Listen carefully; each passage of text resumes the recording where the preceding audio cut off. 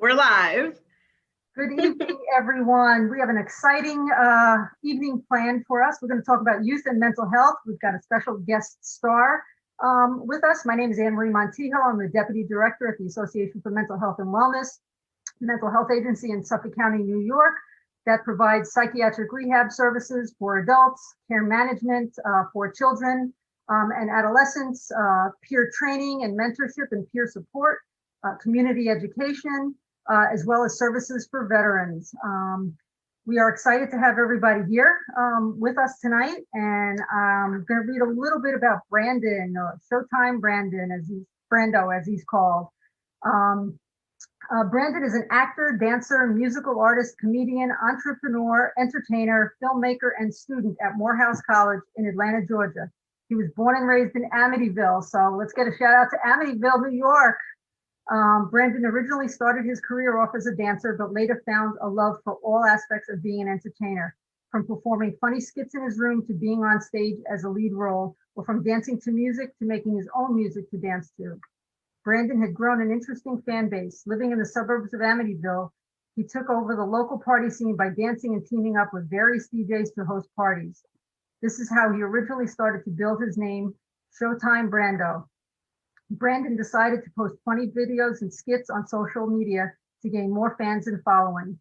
Living in New York, he decided to take his career a step further and audition for more professional acting roles. At the age of 15, Brandon started to take the train into the city by himself for these auditions.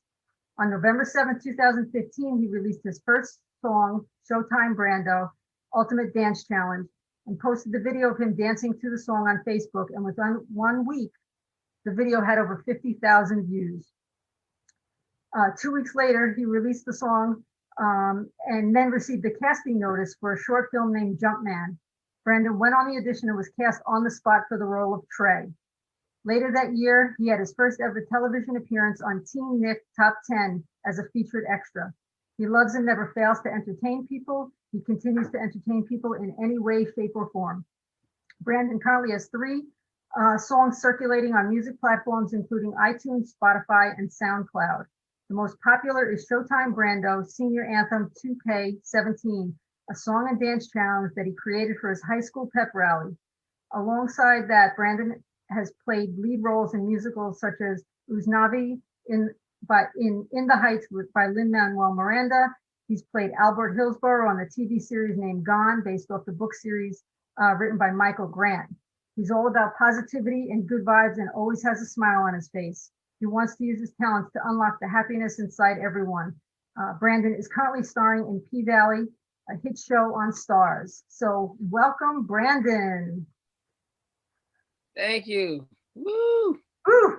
Excited. Woo! Exciting to have you here. Thank you so much. I'm happy to be here. Thank you for taking time out. We know you're studying. And hopefully going to be graduating, right, in May? Yes, this May. Excellent. Yes. I'm very excited to, be a part of this. This is a wonderful event, and we're just going to make it happen. Yep, definitely. So I'm going to introduce our panelists, and then we're going to get started. Perfect. First, I'd like to introduce Laura Ponce. Laura is a social worker. And is a native of Santo Domingo, the Dominican Republic. And in 1989, Laura and her family emigrated to the U.S. in hopes to live a better life filled with economic opportunities. She earned her bachelor's and master's in social work at Adelphi University, and her professional life includes a commitment to serving the needs of children and families. In 2012, Laura served as a family advocate and educator for Long Island Head Start in the town of Islip, and by 2018, she started her work as a children's care coordinator for MHAW, Go Us, focusing on assisting children with physical and behavioral health issues. Laura is also continuously seeking to gain more skills and broaden her education. Laura aspires to complete a postgraduate degree focusing on trauma, and she strongly believes that individuals can make positive changes in their lives when given the guidance they need to grow and realize their potential to live a fulfilling and happy life. Welcome, Laura. Thank you. Hi, everyone. Thank you so much. Next up is Jessica Wells. Jessica holds a degree in therapeutic recreation service from the University of Connecticut, go UConn. Jessica started her professional career in 2002 working for the Kennedy Center in Bridgeport, Connecticut, and she moved on in 2003 to work for the Connecticut Department of Children and Families for children and youth for 13 years. She transitioned to a health home care manager position for both children and adults with the Institute for Community Living in Brooklyn in 2015. After moving out to Long Island in 2017, Jessica started working as a health home care manager with MHAW. Her professional life includes a commitment to servicing the psychiatric needs of children and adolescents, as well as wanting to focus on advocating for the developmentally challenged population on Long Island. So welcome, Jessica. Hey, everybody. Hey. All right, next up we got Robbie Lettieri. Robbie's a national public speaker and advocate that connects local youth groups, coordinates regional youth advocacy efforts, and provides technical assistance and training on youth empowerment, youth guided practice, and youth peer services.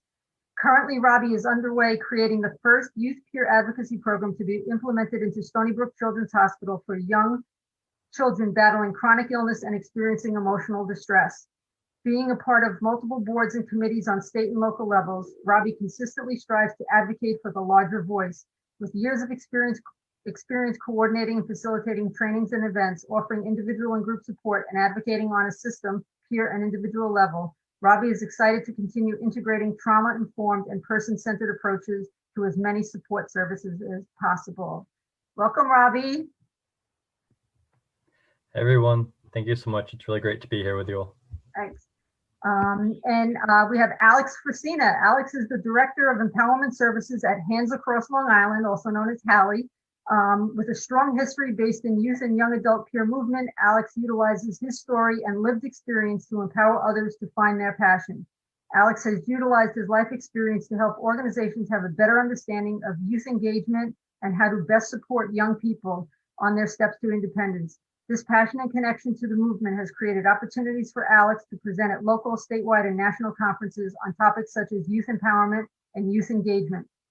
Alex has been able to connect his passion to music with the peer movement through the creation of Harnessing Hip Hop, which is a program created to support youth and young adults to identify their passions and teach the power of creativity can have on your life and your wellness. Welcome, Alex.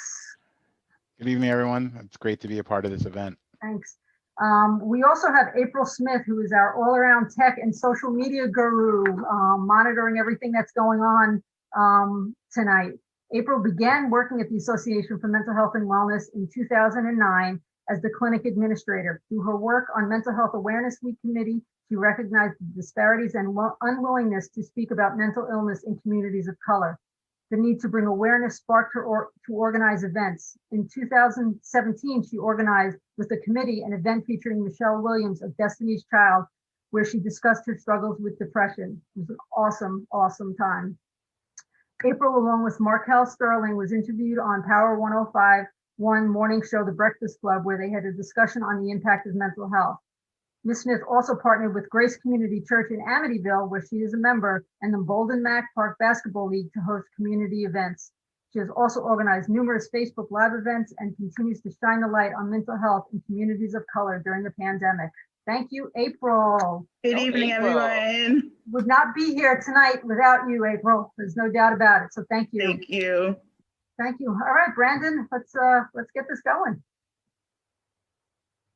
Yes. Let's get this all started. I'm excited to work to, interview you all and, have a good time and talk about mental health because it's very important, especially in our community. So I want to get this started by asking, what does mental health mean to you all? Who wants to go first? Yeah, who wants to go first? Yeah, anyone, it's free to go first. Jessica, Alex, Robbie, okay. Anybody. So mental health means to me, being able to recognize and want to address how you're feeling. When you're feeling off or you're feeling like the weight of the world is on you and you want to talk about it, mm-hmm. Just being able to hone in on that feeling and want to address it. So that's how I feel, towards mental health. Okay. To me, mental health is something that's ongoing. I know a lot of times we talk about it and we put it next to physical health, but there is a slight difference of like physical health. If I have a broken bone, once it's healed, it's healed. Yeah. With mental health, there's an ongoing continuum of like having to continue to work on it. So with me, my depression is never just gone. I'm never just like, oh, I got over that depression and I'm good. It's a continual thing that I have to be mindful of and think about, and figure out how I best approach things that can cater to my wellness and my journey moving forward. Yeah. Right. Adding to that, as we know, mental health is a form of how we think, we feel, and we act within the community and how it affects us. And as you said, Alex, it's ongoing. So people that suffer from depression and anxiety, we're going to talk a little bit more about that in a little bit. But how we can identify it and how we can get help. That's the most important thing. Absolutely. Most definitely. Most definitely. How about you, Robbie? I like to look at it as emotional well-being, or like my mental space. And similar to how Alex was like comparing it to physical health, and Laura was kind of piggybacking off that as well. I think how I have to keep my body moving in order to keep my physical health up to par. I have to keep my mind moving in order to maintain my emotional space, my emotional well-being. And also how Alex said, it's an ongoing process. Like I have to honor the fact that one day I might be feeling great and the next day I might feel like I was hit by a bus. And it's okay when that happens, but I think it's really important to keep ourselves in check. And just like I'm constantly trying to monitor my thoughts, any thoughts that I entertain, any emotions that I might be feeling, and also any words that I will verbalize, because it comes into play, or this whole like mental health or whatever we want to call it is a synergistic flow throughout our body, or at least that's how I like to look at it. That's good. I love that word. Why do we have, I'm just thinking, from what you're saying is, you're talking about the differences between, your physical health and mental health. And it's like, how can we have a tendency to separate the two? Yeah, most definitely. Because it's like it's revolving. Mhm. One thing affects the other. Mhm. You could be feeling great, but then all of a sudden it's like my back hurts, and then it's like I have this headache, and where is it coming from? What happened? What triggered? It's everything is all tied into one. Mhm.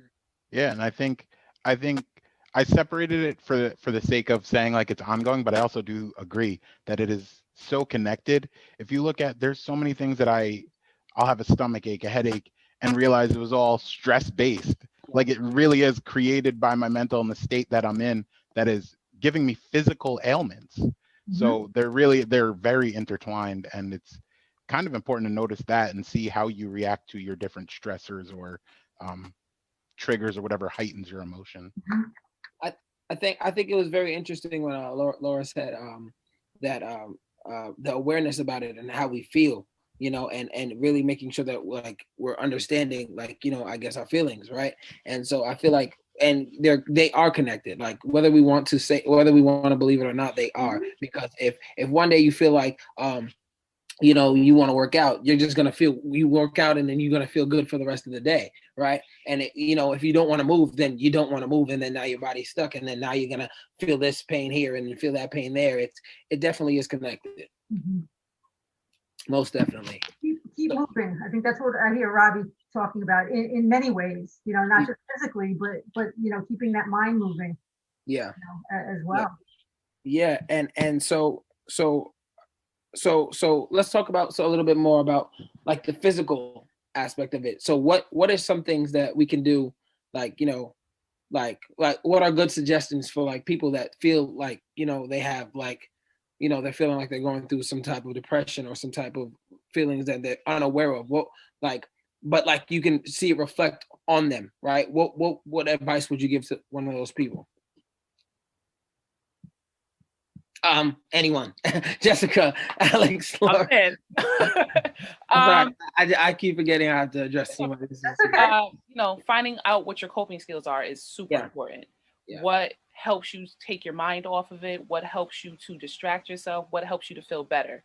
Yeah. For me, I've decided, working out is something that has been great. At least 30 minutes a day, I'm getting myself together, and I feel so much better.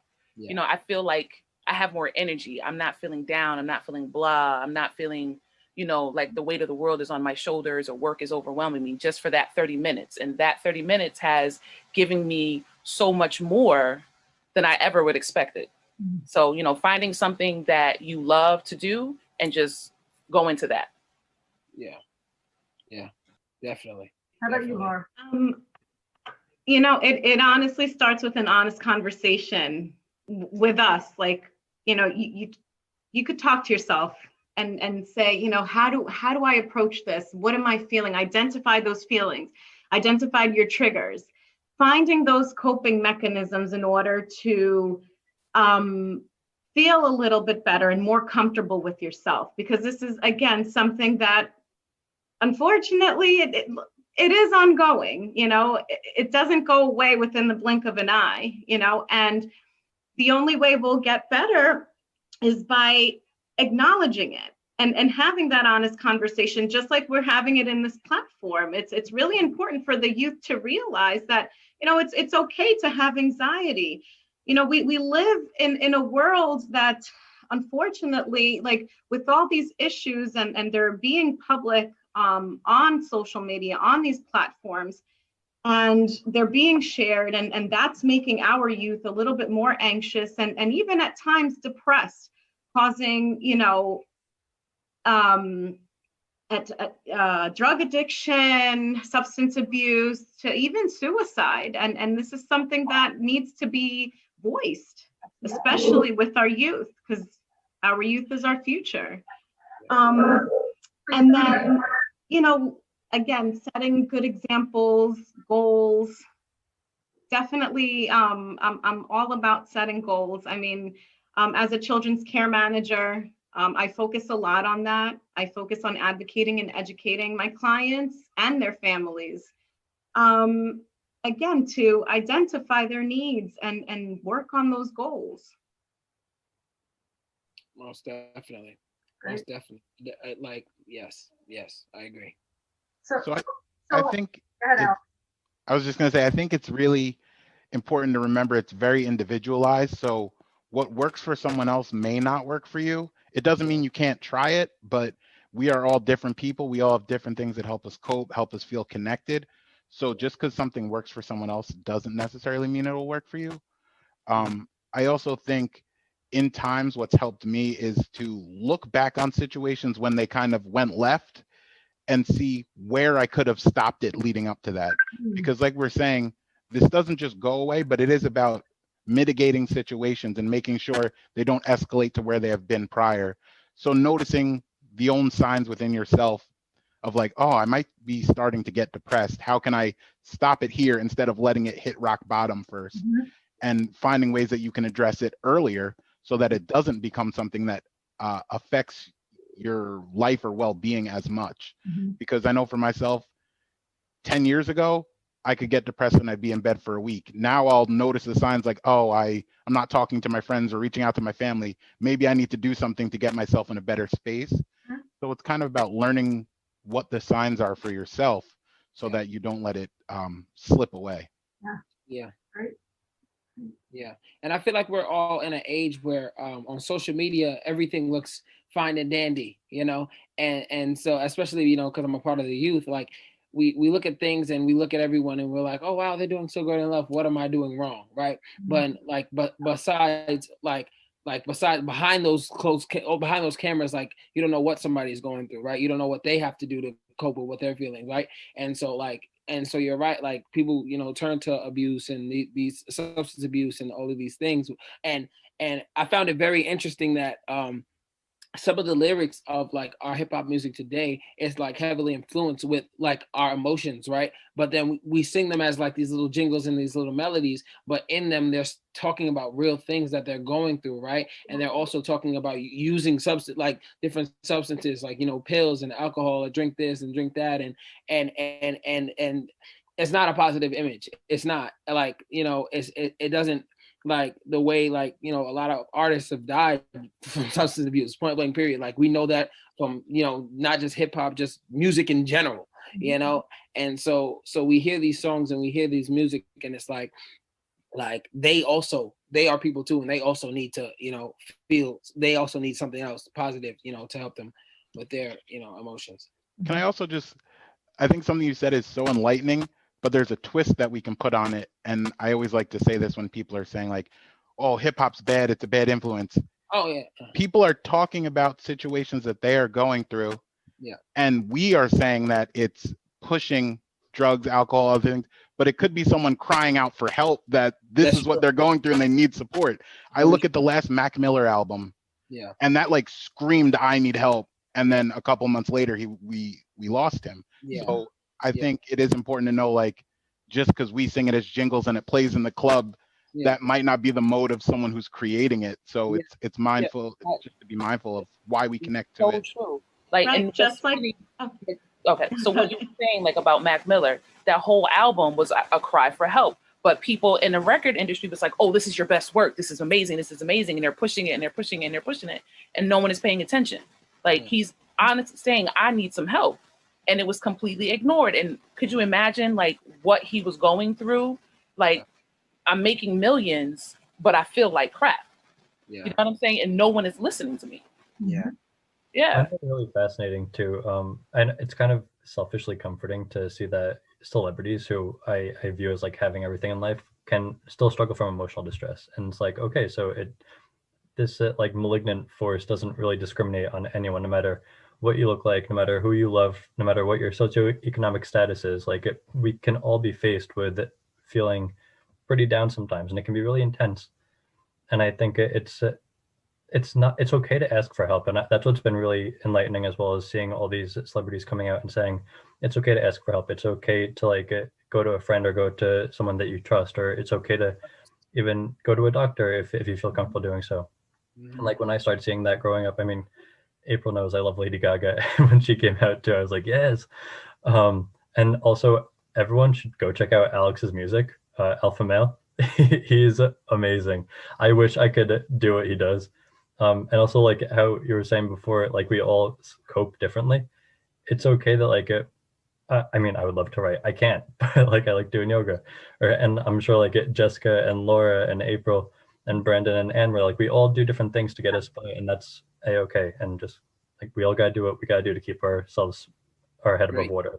Yeah, Yeah. I mean, it's finding that coping memechanism. It's finding what Yeah. works for you, and in a positive way. Brandon, you talked about, obviously, the people turning to drugs and alcohol. You mentioned it as well, Laura.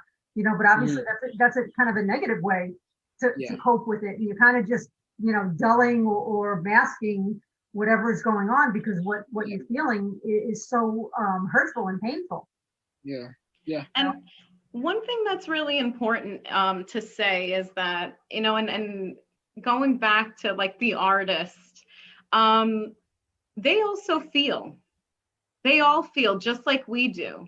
Yeah. And I feel that, just because they post a pretty picture or a nice video on Instagram or Facebook or TikTok, you guys think that their lives are okay, but they're also dealing with anxiety and stress and depression and, and other things. And, finding that coping mechanism. I mean, I, for one, suffer from anxiety, and my coping mechanism, I sing. I enjoy music, and that's something positive that I do. And I encourage with my clients, I definitely encourage music. I have a very eclectic taste in music, so I'm like all over the place. But yeah, that, we feel, we're all human. Mm-hmm.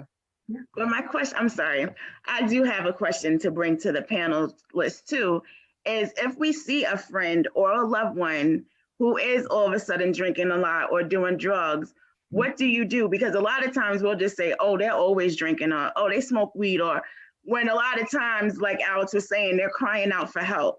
So what do you do if you see a friend or someone where you're saying, okay, well, maybe something's not right? How would you address that? I think for myself, it would be have a conversation and give a space where there's no judgment. It's more about like, hey, is there anything going on? Is there something you want to talk about? I know, and you can point to a change in behavior. So like, I notice you're going out every day, every night during the week when you only used to go out on weekends. Is there something going on? And just have that conversation. And I think it actually goes bigger than just substance. I think if someone always shows up in matching clothes and looking as good as possible, and then all of a sudden they start wearing mismatched clothes and not showing up on time to things, and they're always on time, that's another thing to notice. It could be smaller things that are really signs that maybe they aren't feeling 100% themselves. That's true. So changing behavior. Yeah. Yeah. But what's also something we have to realize is that some people aren't ready to address it. And it's not our place to like shove it down their throat, but just try to be mindful when engaging with them and talking with them and seeing where they are in life and just trying to guide them. Not take it away, not try to force them to do anything they want to do, but just kind of guide them in ways to making better decisions. It's one day at a time. Instead of drinking at 12, let's try to push it till 5. Just give yourself a little bit of time, slow yourself down, unwind from work, and, take it day by day. So some harm reduction. Yeah. Well, yeah, I don't think that we can take away anybody's pain, but I think one of the greatest things that we all can do is just let the person know that they're not alone. Whether that's like just sending them a text throughout the day or a call or like whenever you're with them, and just allowing that space for them to be able to feel comfortable to come to you and be like, hey, I'm in this place and I need like just to talk, because that might just be what it is. I know when I was in my lowest point, I didn't want to go to anybody because I didn't want to bother them. I didn't want to like project what I was feeling onto them. And when I, had some friends that just showed me that they were there, and they didn't like hang around all the time. And I was grateful for that because I didn't want to like have to be watched, but just like knowing that I had a lifeline if I needed it was like more important than anything. I mean, we often hear, after somebody has, hit their low point or, ended up being hospitalized or even worse, have completed a suicide, that, people are like, oh, it surprised me. But then when people start thinking back, they start thinking about the changes that they saw in that person and then said, I wish I had reached out. Yeah. So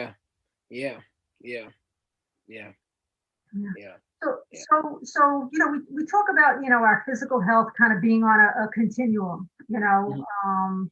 Some days we eat really well and we feel good, and other days, we don't eat so well and we feel kind of lousy. How do you think our mental health kind of is on that same kind of continuum? Where we have we have our good days, we have our bad days. I think that's something we all experience. Yeah. I think we definitely, there's good days, bad days. And I think the biggest part when it comes to mental health, and it's something I'm really trying to like retrain myself to do, is one, don't let bad days turn into bad weeks, turn into bad months. Because I used to like dig the hole deeper, and it's not about like, oh, you have to try to be happy, but it's about like knowing what will actually make you happy. Because I hate when people are like, oh, it's not that bad, cheer up. Like that doesn't help me. But I also think another thing is just like being kind to ourselves and understanding it's okay to have a bad day. Like we can't be happy every day all day. That's just not realistic. So it's okay to be like, oh, today's an off day and I'll get back at it and work harder tomorrow. So not letting ourselves feel bad about not feeling good. One thing sorry, Anne Marie, one thing I don't like to hear sometimes is like, you're going to be okay. It's going to be fine. And what I like to hear is, no. You need to change. You need to do something to uplift yourself. Like, let's start making changes. And no one likes changes. Yeah. Change is like, it's so scary, Like I, for one, went back to college at 28. And in the middle of all of that, me trying to do a bachelor's degree and an advanced master's, I had a kid and I had him preemie, and all these things started happening, and I had graduation coming, and I had this and that and the next. And next thing, I did it. I challenged myself. I did not give up. I didn't say it's going to be okay. I said, Laura, get to it. You know what I mean? Because if not, then I'm just going to be stuck in that hole. Yeah. I was going to give up on school at one point. I didn't even want to do the master's program, but I pushed through. I have a good support system, And that I do highly recommend. Try to find, someone that, well, if you're fortunate enough to have that, because there will be people in your life to uplift you. There are people out there to help. Yeah. Absolutely. So one of the other things I want to ask is, what are some of the mental health stigmas that go around mental health? Like what are some people say, oh, that's like, what are some of those, and how do we combat those?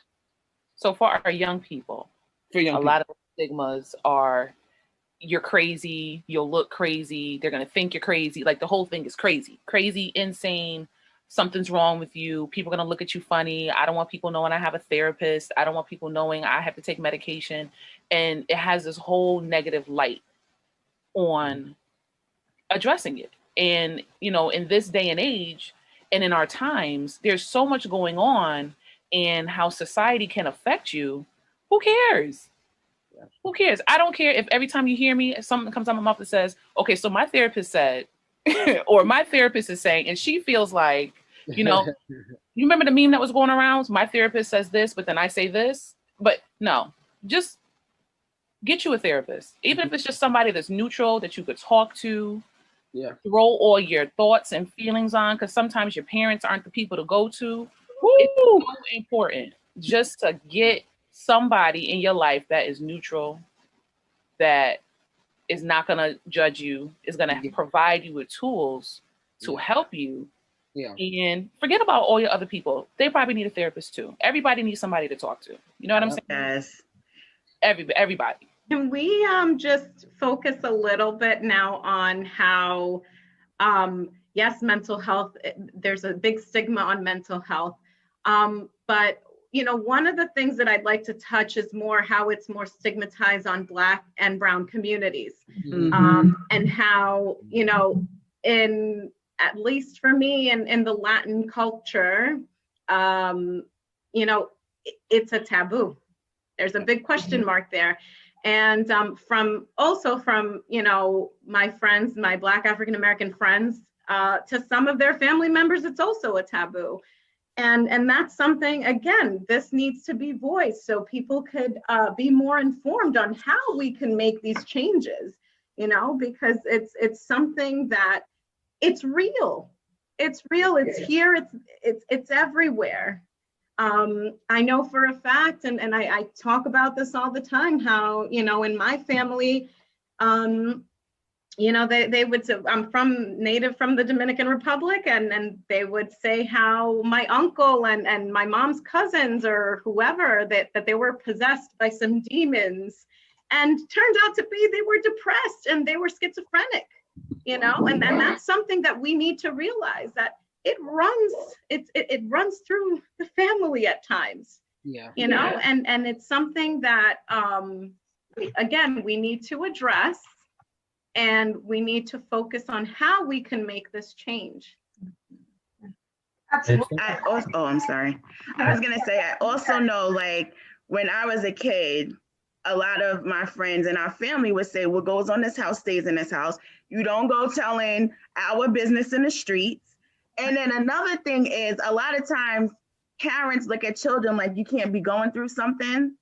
So that's the other thing, not acknowledging what the child is going through if they are saying, because it's like, you're a kid, what can you really be experiencing? Right. But whatever goes in the home affects the children too. So.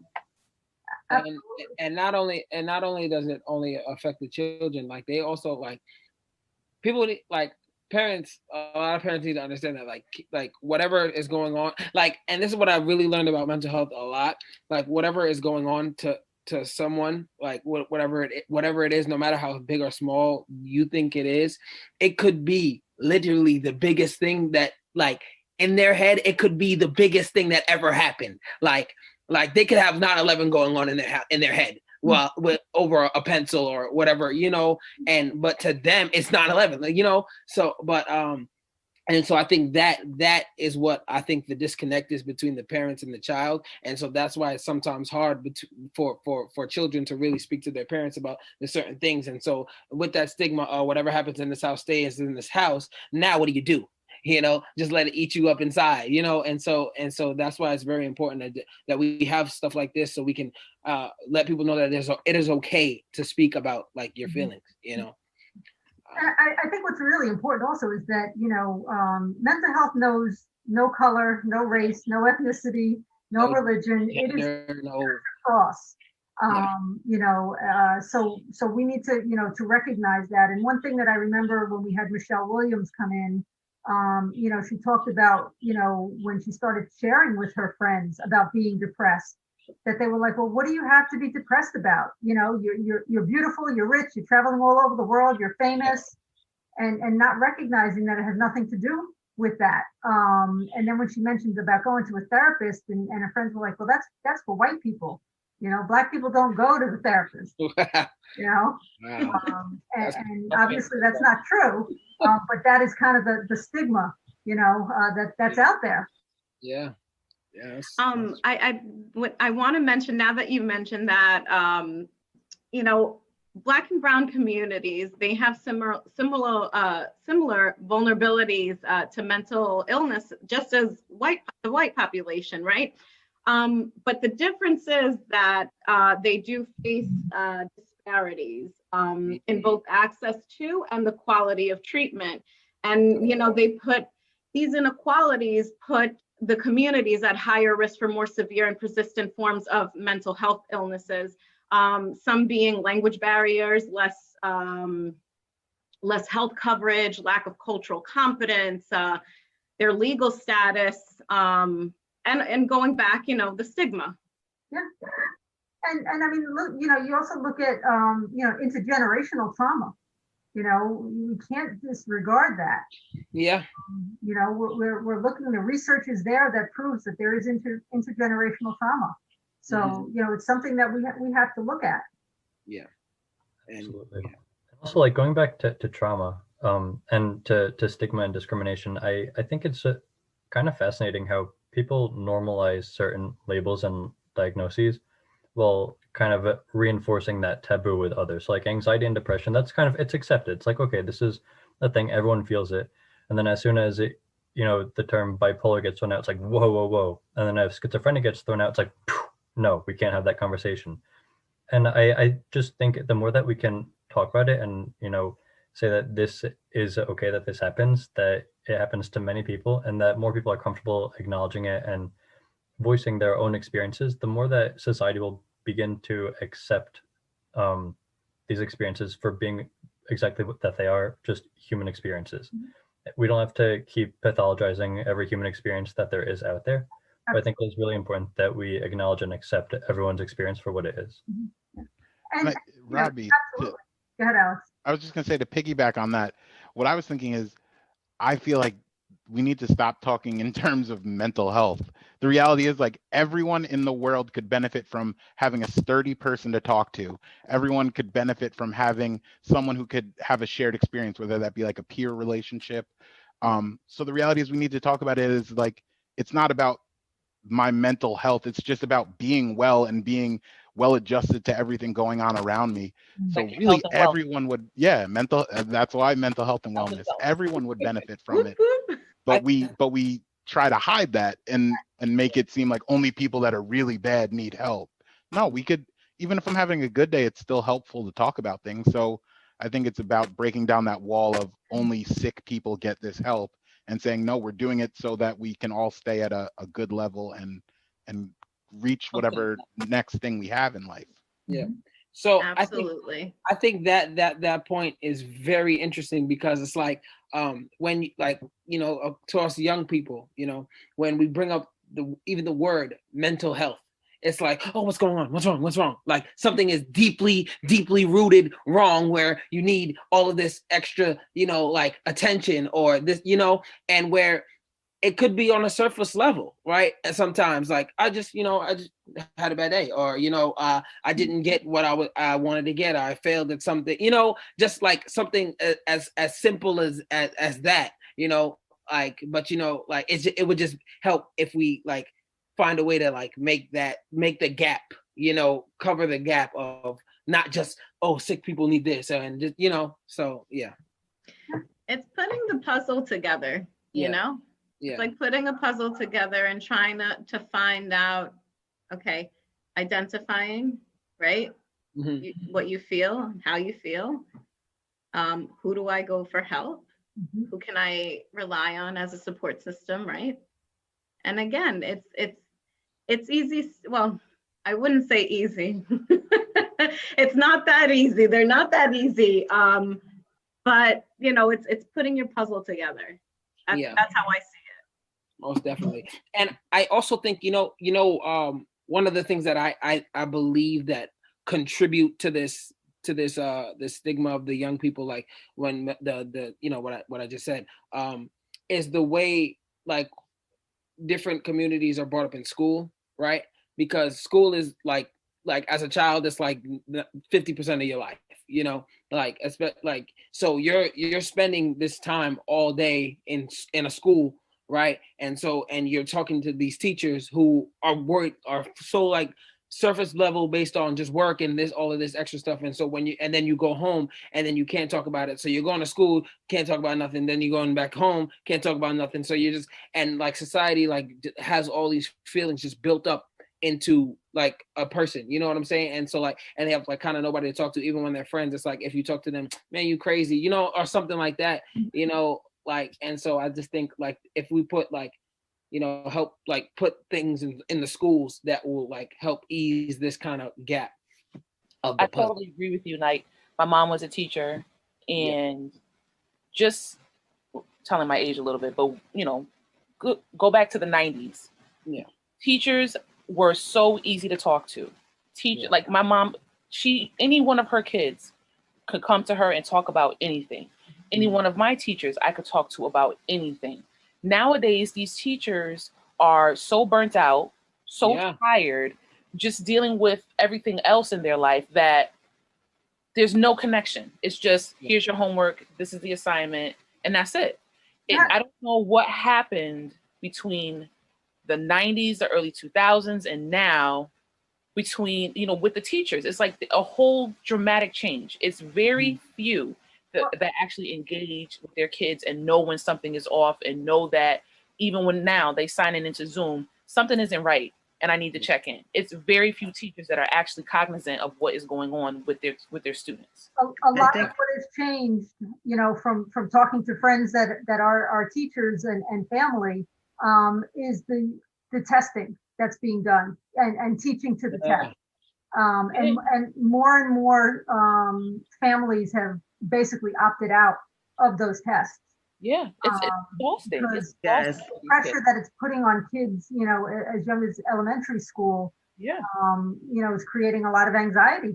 Yeah, even with this pandemic, when my son came home, and I let the teachers know, listen, he's not going to come back on Common Core. He's going to come back on regular ABC 2 + 2 is 4, because I don't know. I don't speak Common Core. I don't even know how to start it. And, this is just where it is. But now these kids are going back, and they're all just behind, confused, overwhelmed. And what are we going to do? And, it doesn't seem like, me as a case manager as well, I'm dealing with the phone calls from the parents. Like, I have no idea what to do.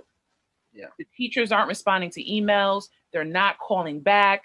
They're not engaging. What are we supposed to do? Is my child going to be left back? Like, that's the phone calls I'm getting. And it's just October. You know what I'm saying? We're in a difficult time. There's no doubt about it. I mean, we've never experienced what we're going through right now.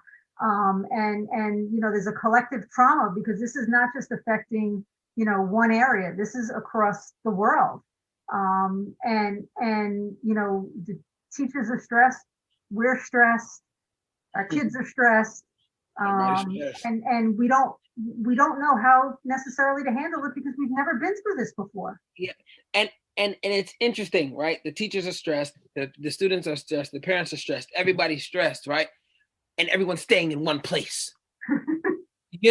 So it's like everyone is stressed and staying in one place, confined. So then that's where, people are starting to argue, and that's why the divorce rates are out of this world, but like it's a hard time, and I think I think outsourcing in terms of therapy, like going to a therapist and those types of things, those are the things that are really going to make the change for the futures to come.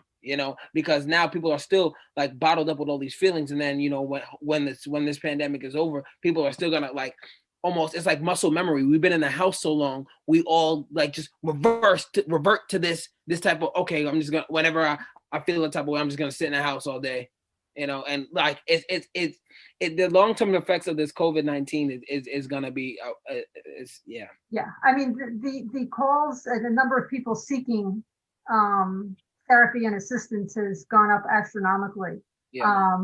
But, on a positive note, we have to be, we're very fortunate that we have now the technology to be able to do what we're doing, and to be able to do remote services, and to be able to connect. Even though I only see you on a flat screen, there's still that connection. And that's why, the term social distancing is not necessarily the best term, because, in some ways we're socializing more than we ever have. It might not be in person, so we're more physically distancing than socially distancing. Yeah, and I think now, if there was ever a time to kind of break down that wall of mental health speak into just general population, we all can use support. Yep. Now is the time, because if over these past 4 months you haven't felt some level of anxiety or stress, like everyone has to have felt something collectively. Like you said, this is a trauma that everyone's been through. This is the time to start speaking about, like, how do we deal with it? How do we create coping skills, plans for ourselves when we start to feel down, and goals that we can reach, because everyone has been through some mood in this time. I definitely see this coming, COVID-19 disorder of some sort being in a DSM-6 for sure, because this is like, it is a collective trauma. It is a collective trauma that is over and over and over and just lingering. Yeah. So I have a question. So my question is, because we have parents watching, if someone's child is, like you said, having change of behavior, or if a child comes to their parent and says, Mom or Dad, I'm not feeling too great, or I'm having these type of feelings, what do you advise a parent to do? Because sometimes parents don't know what to do if they see changes in behavior, or like back in our day when our rooms weren't clean, or certain things, parents a lot of times get mad, but sometimes a child is going through something. So what would you say for a parent, what to look out for? And then if they do see the signs, or if their child comes to them, what do you do? What's the next steps to do? I think there's multiple layers for it. I think the first layer comes well before the situation arises, and it's about creating a space where someone would be comfortable speaking with you, because all of a sudden you can't think someone's going to share their deepest secret, even if it's your child, if they've never felt supported or safe to share with you about any other thing. So it's about keeping an open line of communication and not necessarily judging everything you're told. And then the other part is just take it seriously. Don't devalue what's being said because to you it seems menial. Because like Brandon said, what doesn't seem important to you could be very important to someone else. And it's about valuing their perspective and being supportive in that moment, and not just saying, oh, you'll get over it, and walking away. Because then next time they just won't come to you, and they could be struggling in silence. That's super important. And I like to remind my parents of that I work with, that if you notice a change, or you notice that all of a sudden, when it was just like a couple of socks or a shirt here and there, but now their room is like completely a mess, or they're just not engaging with their friends, they're just chilling in their room, or become really closed off, open that line of communication, have dinner, put the phones away, really have that open line to talk.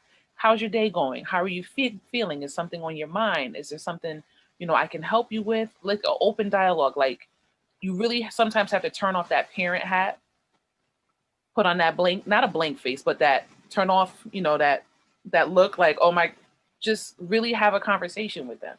Really have a conversation, Yeah, most definitely. Alex, I like what you said about creating that space. Yeah. And doing it in a proactive way, and not waiting for it something to happen or go wrong, But to create and start that conversation, I mean, we're very lucky to live in New York State because, they passed, the law about mental health education in schools. So now every school district has to be providing education, K through 12. I believe it started in 2018, with 2018. So that has to be part of the curriculum through K through 12. And the state has left it up to each district as to how they want to handle that. But I know in the high school level, they're really starting to talk about it more and more. I mean, school districts are having, mental health awareness days and whatnot. We've been lucky enough to participate in some of those around Suffolk County. But starting it early on, and creating that space, not just in school, but in the home. Yeah. I even think having these conversations in this setting, like these Zooms, are super huge. And I think this was awesome that April put this together because now it can be shared and they can see that it's just, these are adults that are actually talking about it, young adults too. Hey, Brandon. And, it's normal. It's normal feelings. Like, it's okay. It's okay. And there are places and people that you can talk to about it. It's human feelings. It's what we have probably all experienced at one time or another, depending upon certain situations. And now, like I said, we're dealing with COVID and the impact of that, with kids, schools being shut down in mid-March. Some districts were able to get things up and running for kids, other districts weren't. The lack of access to technology, and to Wi-Fi. I'm hearing stories of parents driving their kids to, the Burger King parking lot so they can get on Burger King's Wi-Fi to do their homework. So the disparities there, and what impact is that going to have?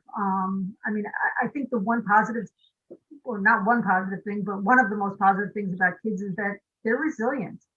And they adjust. And sometimes they adjust better than adults.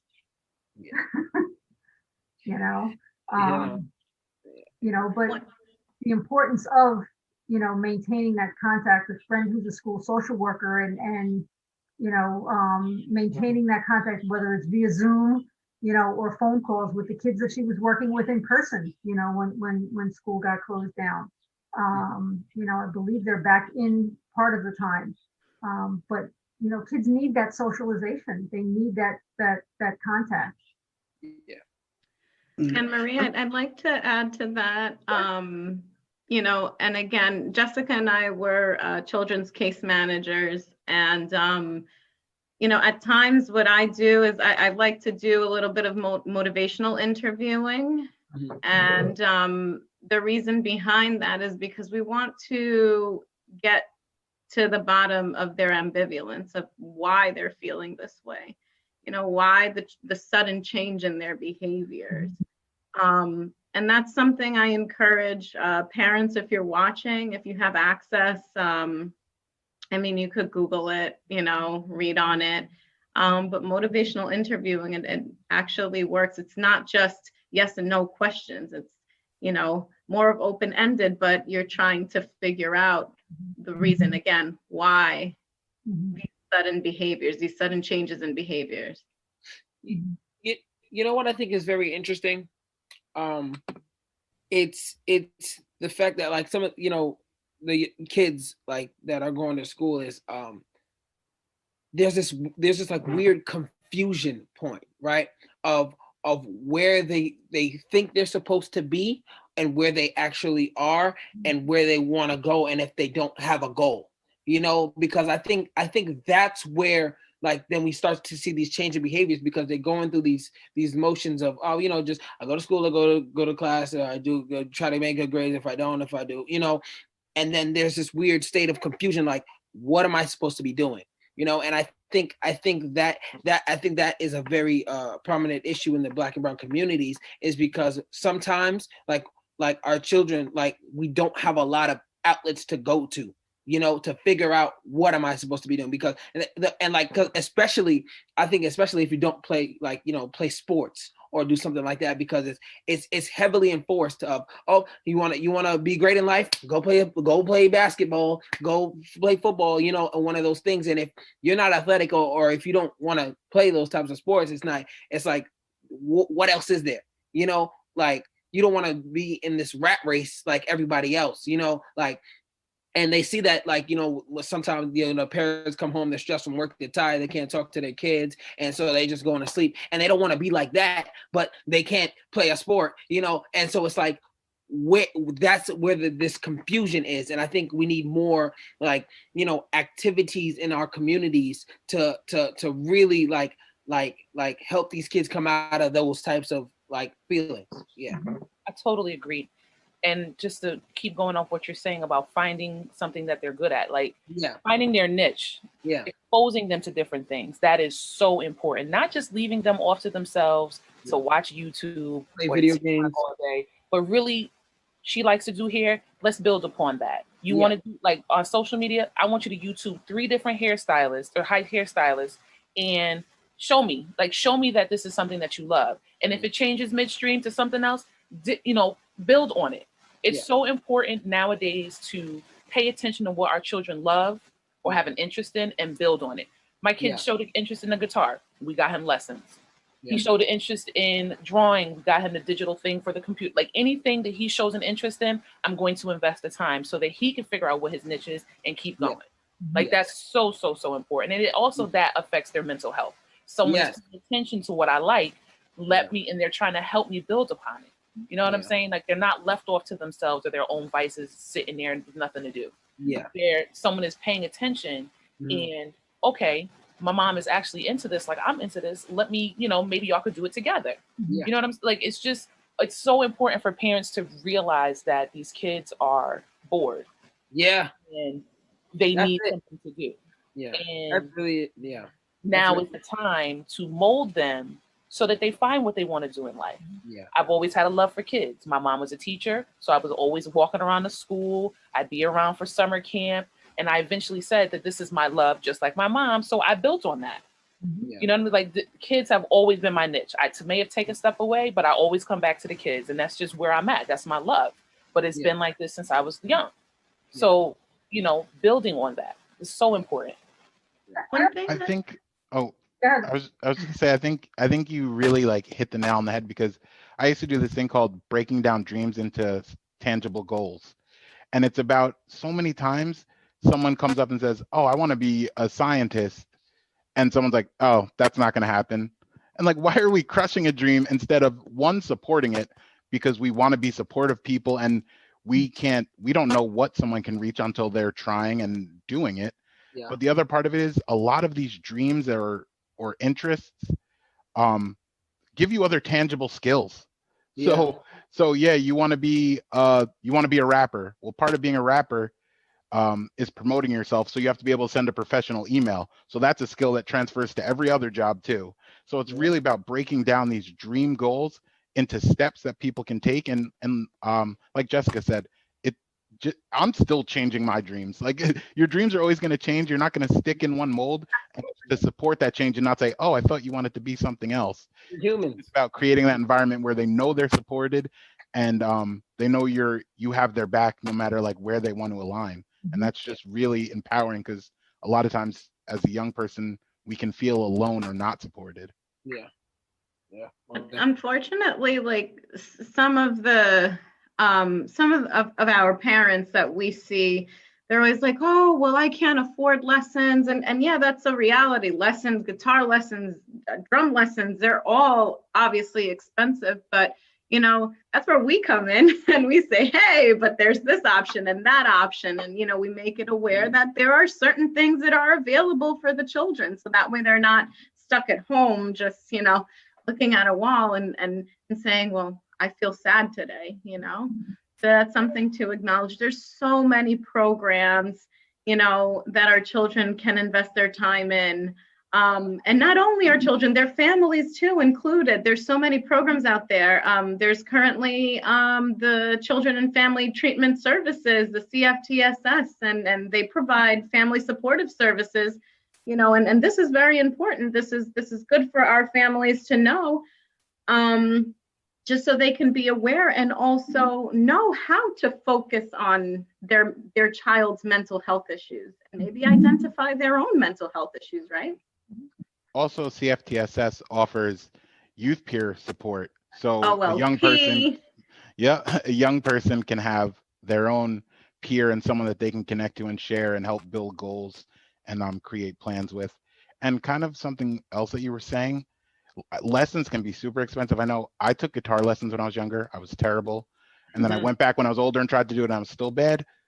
But something I learned is social media is a great place and can be used for good. I know I normally waste a lot of time on it and do stupid stuff. But like if you go there with a purpose, you can really find things to like help you and learn how to do anything you want to. YouTube. Yeah, YouTube is great. University. Yeah, YouTube me and my University. daughter learned 2 songs on the guitar from YouTube, and you can go at your own pace, and it is a great thing when used appropriately. Yeah, most definitely. I feel like, and I think like there's another like to piggyback off that, the TikTok app, right?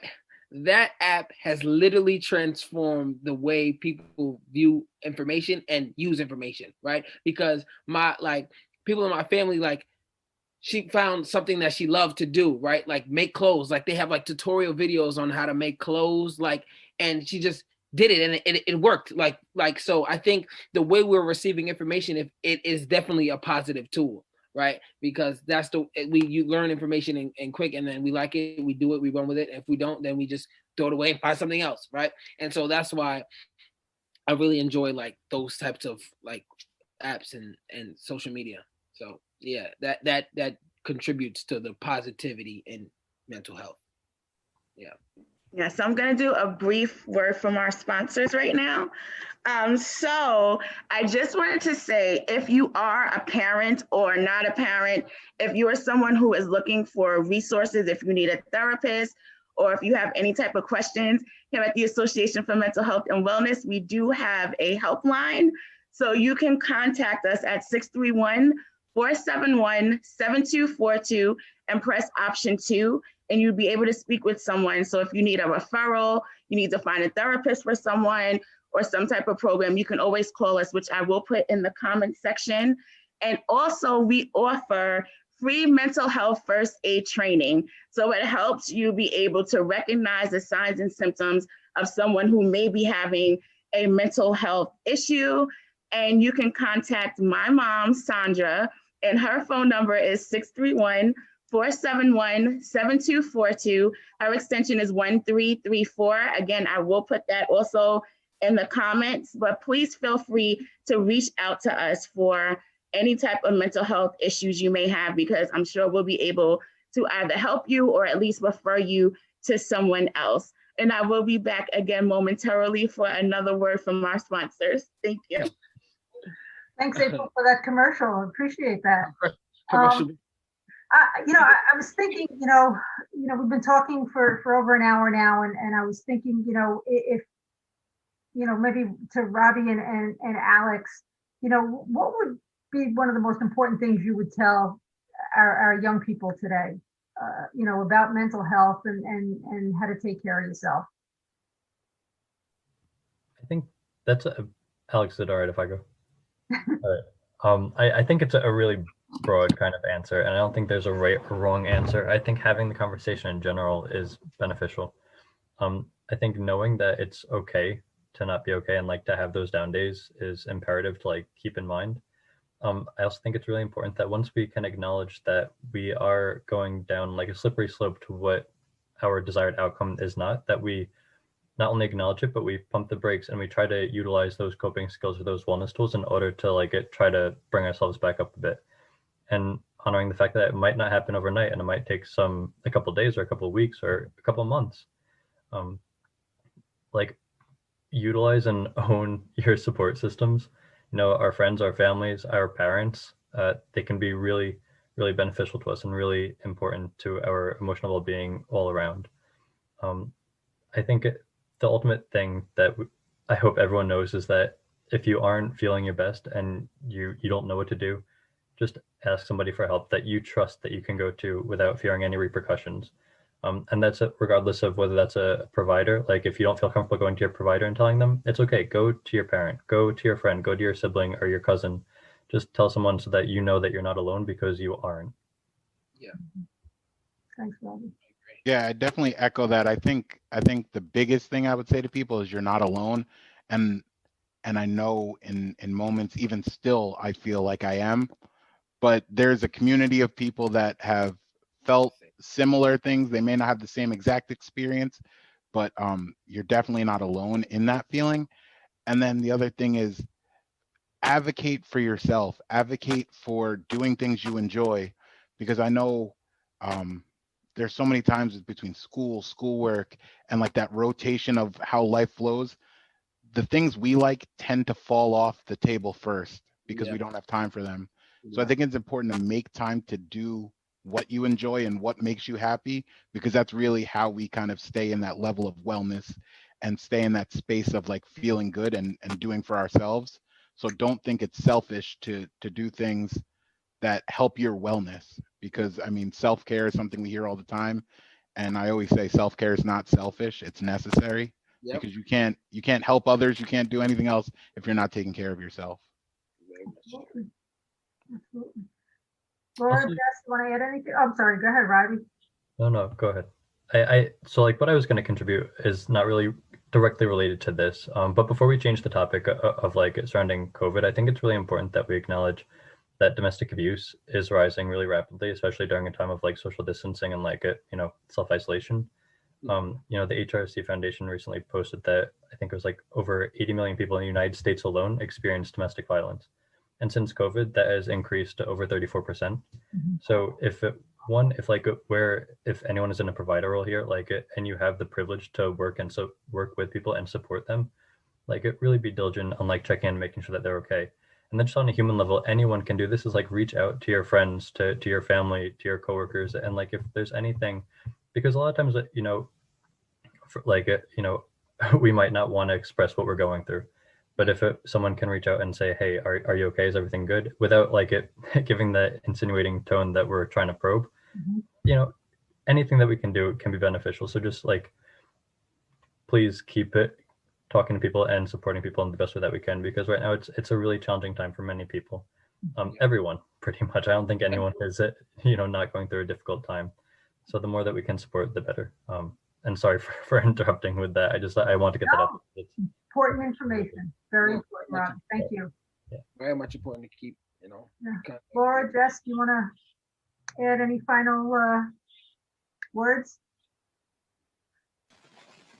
To our young people, just know that there are people who are in your corner and who are there to help and want to help and provide you with the support that you need when you're feeling down, and don't be afraid to reach out. Thanks, Jess. Yeah. Laura? Same thing. Know that you're not alone, and that there are people out there that genuinely care and that want to make you succeed in life, and stay healthy. Thanks. Well, I want to go ahead, Brandon. I do have something I want to add. I also think sometimes that we talk about this mental health and wellness as a young people's thing sometimes, and it is very much like both sides. When we talk about having a child and having the child going through things, the parents are also going through a lot of things themselves, right? And I feel like they also, I think it's almost like they have to suppress that for the child, and then it doesn't suppress very well, so it comes off on the child, so I think that's something that we also need to talk about. And I think we need to also figure out how just move it as humans to find your thing, because I don't think you're ever too old to do something, for me, I've always I'm young, but I always see people that have given up on their dreams and now they're just sad forever, and I think that is something that really eats people up inside. And I think that's something that I want to advocate to people, that you're never too old or too young to go out and do what you want to do. you know, and I understand that you don't have a lot of responsibilities, but please make time to do the things that you genuinely want to do in life. So, Great. yeah. That's a great point. Yes. Great point. Absolutely. Find what you love. Yeah. Yeah. Find your thing. Just find it and just do it, you know. Yeah. Yeah. Well, yeah. Before we wrap all the way up, I have one more commercial to do. Go ahead. So tomorrow starts our annual, our 10th anniversary Chili Smackdown. So for the past 10 years, we have been having a chili cook-off at the Association for Mental Health and Wellness. And unfortunately, due to COVID, we had to scale it back a little bit. But don't let that stop you from having this delicious chili, okay? So we have a lineup. Okay, let me give you guys some of this lineup. So on October 16th, you can visit different restaurants. We have the Green Street Food Truck. We have the Cornucopia Natural Foods and Martin A. Kessler Veterans, the Post 2912. They're going to be having chili. It is on our Facebook page, so please, everyone, check it out. But you can go there and have some delicious chili. And then on October 17th, at the MHAW 939 Johnson Avenue around Ronkonkoma, that happens to be my site, we are going to have some wonderful chili teams there. Creatures Comfort, Karen Boris Johnson, the Great White, the Great White Heat, the Suffolk County United Veterans, and the Ronkonkoma Rotary. They're also going to be having chili there. So please make sure you check out our Facebook page and you get your chili cook-off ticket so you can have some delicious chili. And then not only do we have chili, we also have raffles. So Jessica Wells over here, let me tell you, she put together a whole raffle basket. Her husband also did a raffle for free photography if you win. And we have some other great raffles lined up. So please don't sleep on this Chili Smackdown. You don't want to miss it. Make sure you go into our Facebook page. You can log on to the websites, get your tickets. Please come on out. Ruth McDade put everything into this. She has a whole committee lined up. So let's not disappoint. Let's make sure we show up and eat some chili, because this is the time for the chili. That's all I have to say. I love these commercials. There you go, April. April, I'm hoping you can put the slides up. You know, we have some resources that I just need you to make me a host. I'm sorry. That's okay. You want to make sure that that everybody has access to some information here. Most definitely. You know. So if anybody have any parting words they want to share with anybody? I just want to say thank you so much, April and Marie and the entire team, you know, for putting this together. This is something that I think that we should do maybe once a month or so. Just so we can continue to spread the word, because this is very important. You know, our mental health is just as important as our general health. Yep. You know, if we're not well mentally, and we're you know, we're lost. Mhm. We're you know, we need to find, don't mind the dogs, sorry. We need to find that safe space. We need to find those who will offer and give us that support that we need. Absolutely. Thank you. Most I definitely. want to give a real big shout out to everybody. Alex from Hallie, Robbie at Youth Power, formerly MHAW, Jessica and Laura from MHAW. Absolutely, April. You know, without you, we wouldn't be here tonight. April, woo! Thank you. And of course, Brandon. You know, Yes, thank you, Brandon. busy with Brandon. school. You know, your acting career, your comedy, your dancing. I checked out some of your videos. Wish I could do what you do. It's amazing. But Yeah. you know, taking time out of your schedule to be with us, we really, really appreciate it. And I hope one day that that I'll get to meet you in person. That would be Yeah, after all this COVID, yep. absolutely. You'll have to do something for the agency. Anne-Marie, can we also just let Alex and Robbie and either Jessica or Laura talk about what we do? So if Alex can talk about what Hallie has going on, Robbie talk about, yeah, okay, thank you. Go ahead, Alex. Sure. So Hands Across Long Island, right now we currently have a warm line that people can call in Monday through Friday from 10 a.m. to 4. And it's a place where you can kind of just connect with a peer and speak about maybe you're struggling with something or maybe you're seeking resources. And it's just a way to have a connection. I know the number is on the slide that had been put up. You just call that number and someone will be there to speak with you and just kind of connect and kind of break this isolation. We're also currently doing meetings in the park as long as the weather permits. So we can social distance, be outside. A mask is required, even though we're outside, just to have all safety precautions. And those are Tuesday, Wednesday, and Thursday at Lakeland Park in Islandia. And they're from 10 a.m. to 11:30. And they're just a great way to connect. We do advocacy meeting, we do an employment meeting, and we also do we call it Wellness Wednesday, which is like an arts and crafts and discussion-based meeting. And then we're also getting ready to launch our schedule of online meetings, which are going to be social groups, but also support groups and workshops that people can attend. And once we have more information, we'll definitely share that out broadly. But yeah, just stay in tune. You can reach out to me at Afrisina, which is AFRISINA at Hallie88.org if you have any questions about anything going on, and I'll gladly connect with you. Awesome. Thanks, Alex. Robbie. Hey, everyone. So at Families Together in New York State, we have a couple things going on. So for one, Youth Power is looking for new council members, as well as ambassadors and just members in general to join Youth Power. Next Tuesday, I'm actually going to be hosting a holistic healing webinar from 4 to 5 o'clock. It's going to be through Zoom.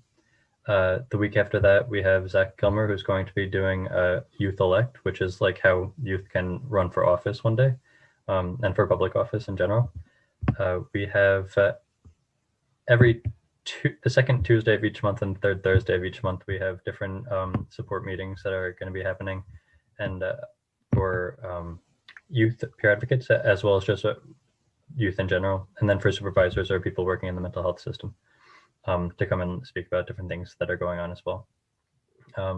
We have a bunch more going on, and if you would like to email me to find out more, please feel free to reach out at rletttieri@ftnys.org. Thanks, Robbie. Thank you all. Laura, Jess, you want to talk a little bit about children's care management? Sure. Children's care management, I like to phrase it as we are like the hub of our clients' clinical needs. We make appointments, we advocate for them with school, we help with homework, whatever you need, we are here Monday through Friday, 8:30 to 4:30. We're helping parents, educating parents on mental health. We're reaching out and working with school systems and making sure that IEPs and 504 plans are being taken care of and that the children are getting the needs that their needs are getting met. If anyone knows of children or adults, anybody that's watching now on our Facebook Live, that needs that additional support to connect to services, please feel free to Google our MHAW website. If you know anybody, any children that are interested in our program or that you think would fit for our program, please feel free to email our director at kmartin@mhaw.org. or our Assistant Director, A. Fernandez at mhaw.org. Thank you. Well, everyone, thank you again. We appreciate your time, and hopefully we'll do this again. Have a great night, everybody. Yes, yes, yes. Have a wonderful night. Thanks, Brandon. Stay well and Good stay safe. night. Bye-bye. Guys.